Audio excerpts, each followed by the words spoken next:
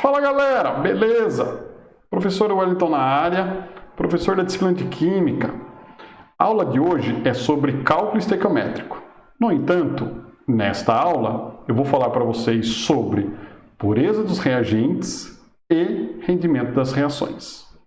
Agora eu vou sair de cena e ficarão só os slides. Boa aula para vocês!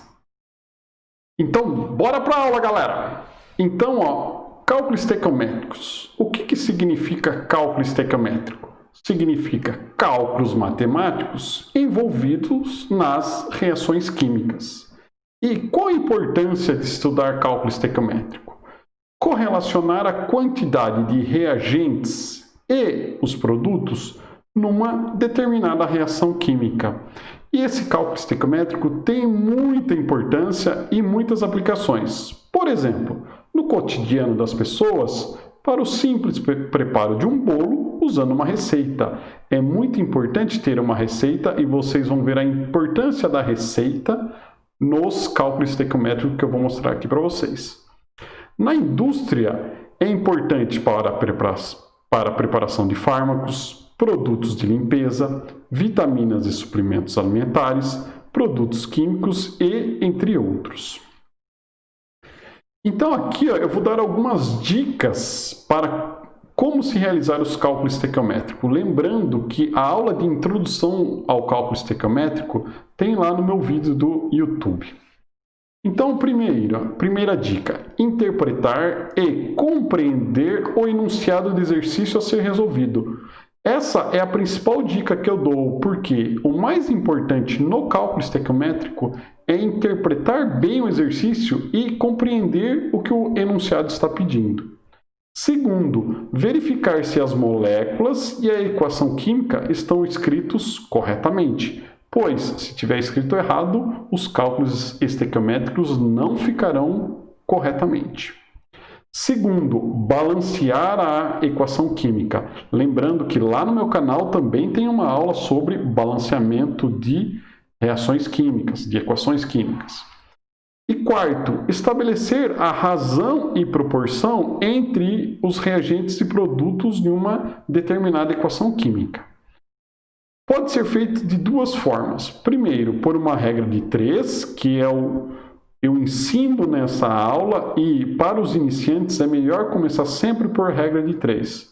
E também, para aqueles que têm um pouquinho mais de prática, pode fazer por análise dimensional. A análise dimensional é mais utilizado, primeiro, quando já se tem um bom conhecimento dos cálculos estequiométricos por regra de 3 e também no ensino superior. Então vamos lá, agora eu vou falar um pouquinho sobre a pureza dos reagentes. Então, os insumos industriais, em sua maioria, não são puros, eles apresentam impurezas. Então, neste caso, é necessário descontar a quantidade de impurezas dos reagentes para realizar os cálculos envolvidos na reação. Então, aqui um exemplo. Numa amostra de 200 gramas do mineral calcário, qual a massa de carbonato de cálcio presente, sabendo-se que esse mineral apresenta uma pureza de 80%. Então vamos lá, vamos fazer essa relação. Então, 200 gramas equivale a 100% do mineral. Então, qual é a quantidade de carbonato de cálcio neste mineral? 80%. Então, fazendo as contas, fazendo as continhas aqui, multiplicando cruzado, chegamos que x é igual a 200 gramas vezes 80% dividido por 100. Então, chegamos que a massa de carbonato de cálcio no mineral em 200 gramas é 160 gramas. Também pode ser calculado de uma maneira mais fácil. Sabendo-se que 80% é a mesma coisa do que 80 dividido por 100, o valor é igual a 0,8. Então, se multiplicar 0,8 por 200, chegamos ao mesmo valor de 160 gramas de carbonato de cálcio. Então, agora, um exercício sobre pureza dos reagentes. Então, uma amostra do mineral calcita com pureza de 90% do carbonato de cálcio apresenta decomposição quando submetida ao aquecimento, segundo a equação abaixo. Então, quando está sob aquecimento, tem esse triângulo pequenininho aqui. Ó. Então, o carbonato de cálcio, quando aquece ele forma o óxido de cálcio mais CO2. Então, o exercício pede assim, ó, qual a massa de óxido de cálcio que é formado a partir do aquecimento de 300 gramas de carbonato de cálcio? Então, primeira coisa, vamos interpretar.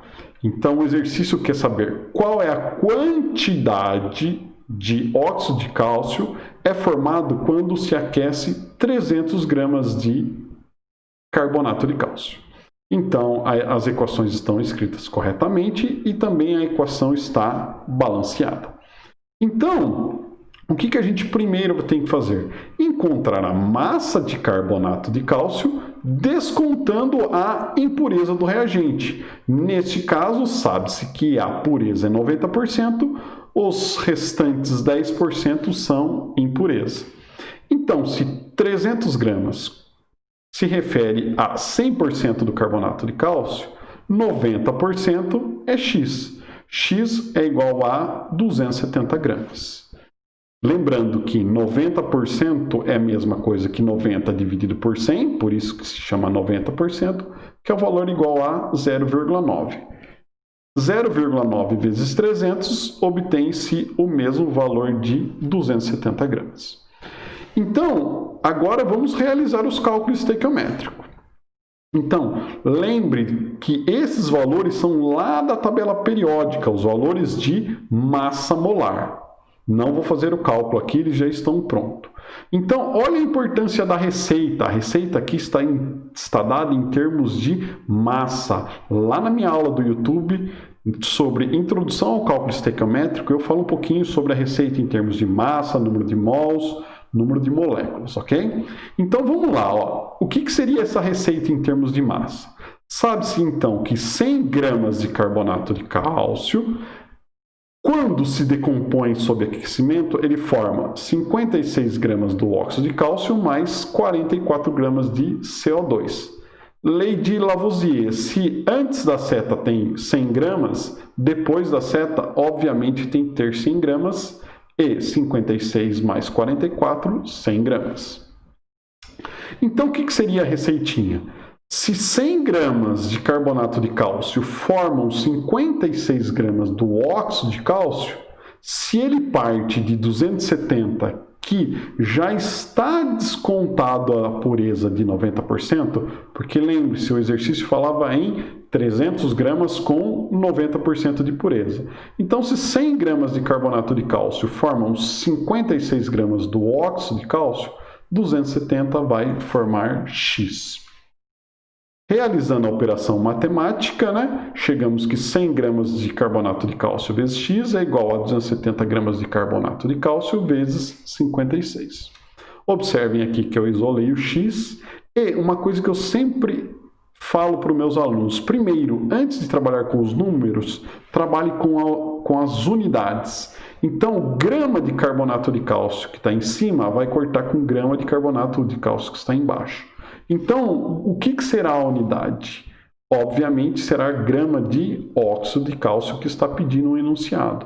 E, fazendo a operação matemática, chega-se que a massa formada a partir de 300 gramas de carbonato de cálcio com pureza de 90% é igual a 151,2 gramas de óxido de cálcio. Agora vamos para o tema rendimento das reações químicas. Então, as reações químicas, em sua maioria, não apresentam um rendimento total de 100% na formação dos produtos. Raras são as reações que têm um rendimento de 100%. Neste caso, então, é necessário descontar o valor percentual de formação dos produtos em função do rendimento teórico, porque na teoria uma reação ela ocorre 100%, só que na prática não. Na prática sempre é menor que 100%. Então vamos ver como ocorre isso. Então, um exercício 1. No processo de obtenção do ferro metálico, a partir do mineral hematita, que é o óxido de ferro, qual a massa de ferro formada a partir de 480 gramas do óxido de ferro, sabendo-se que esta reação tem um rendimento de 75%. Então, aqui está a equação. Então, vamos interpretar. Ele quer saber a massa de ferro formado a partir do óxido de ferro presente no mineral hematita. Ok? As moléculas de átomos estão escritos da forma correta e o que é necessário fazer aqui é o balanceamento. O balanceamento não está realizado. Então, lembre-se da dica, deixar sempre átomos que estão sozinhos para o final. Por quê? Porque qualquer número que se insira aqui pode se balancear. Comecemos com a molécula que apresenta a maior quantidade de átomos, que é o óxido de ferro. Então, vamos lá. Ó. Aqui tem 2 átomos de ferro antes da seta. Então, neste caso aqui só tem um, é necessário inserir o número 2. 2 vezes 1, 2, ferro está balanceado. Antes da seta só tem oxigênio aqui e depois da seta só na molécula de CO. Então, antes da seta só há 3 átomos de oxigênio. Como aqui só tem um, então é facinho, é só colocar o número 3. Então, 3 vezes 1, 3, além do ferro, o oxigênio está balanceado. Agora só falta o carbono. Então, aqui, ó, 3 vezes 1, 3. Então, como ele está sozinho, facinho, é só colocar o número 3 e agora a equação está balanceada. Então, vamos lá. Então, a primeira coisa que a gente vai fazer é realizar os cálculos estequiométricos. Então, a equação está balanceada corretamente, direitinho. Então, lá dos valores de massa molar da tabela periódica e fazendo a receita em termos de massa, sabe-se que 160 gramas de óxido de ferro reagem com 36 gramas de carbono para formar 112 gramas de ferro, nesse caso ferro metálico, mais 84 gramas de CO. Então, pela receitinha, sabe-se que 160 gramas do óxido de ferro formam 112 gramas de ferro. 160 gramas do óxido de ferro formam 112 gramas de ferro. Se partir de 480 gramas do óxido, forma-se X. Então, X, nesse caso, é igual a 336 gramas de ferro. No entanto, esse é um rendimento de 100%, que nós chamamos de rendimento teórico. No entanto, esta reação não apresenta, de acordo com o enunciado, um rendimento de 100%, e sim um rendimento de 75%, e neste caso a gente tem que considerar esse valor. Então, o que se faz?